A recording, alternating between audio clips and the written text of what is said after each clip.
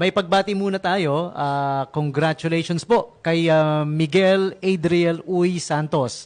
Wow, congratulations. BS Tourism Management cum laude, summa cum laude 2026 Gordon College nung itong nakaraang commencement exercises nila. And syempre ang pagbati coming from the proud parents Guy and Ana Santos, pati na rin yung idol natin na si Tito Carlos Eric Santos. Ayan, congratulations ulit Miguel Adriel Uy Santos, summa cum laude. Adrian Uy Santos. Yes, BS Tourism Management. Wow. Summa cum laude.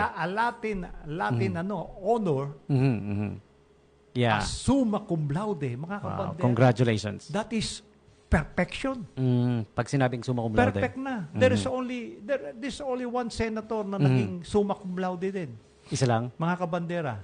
Oo. He Sino? graduated summa cum laude. Okay. And that's si Bam Aquino. Oh, really? Bam Aquino. Okay. Kaya matalino rin itong ano na to. Wow, siya pa pala. Mama na ito. Siya lang pala ang summa cum laude doon. And congratulations, Mr. Adrian Uy, no? Adriel. No? Yeah. At syempre sa proud parents, congratulations po, no? Guy and Hindi Ana. po napakarami Mhm.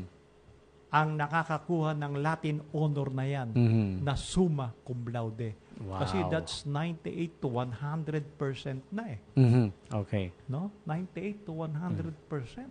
So, Alright. ibig sabihin, no? Terrible. Perfection na.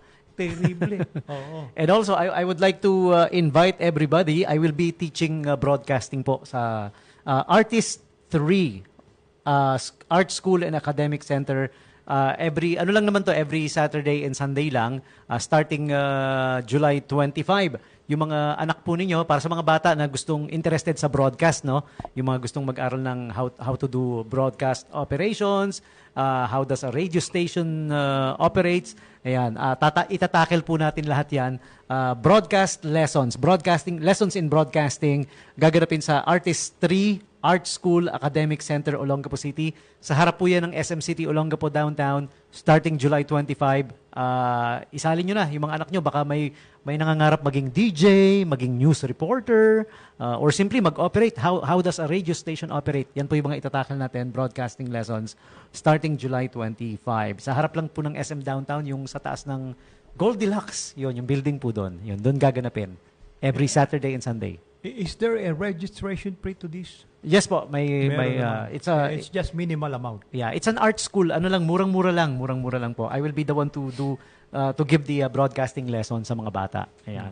Bata and adults alike, pwede po mag-enroll. Baka gusto nyo kung interesado kayo. Ayan, okay? So Okay. July 25 ang start. That's it, no? I was amazed, na nakabalita ako na meron tayong summa cum laude. Yeah. No? A bona fide residence of Olongapo City ba yan? Opo, Olongapeño to, Olongapeño. Wow. Pamangkin ni Kuya Carlos Eric Santos, yung kaibigan natin sa dati nating trabaho. Okay. Yeah. Okay. Congratulations to the proud parents, of course, to the relatives and friends of Adriel. Yeah, definitely. Okay. Okay. Ikaw, Kaper, may mga pagbati ka ba or Mag-greet lang time tayo. is almost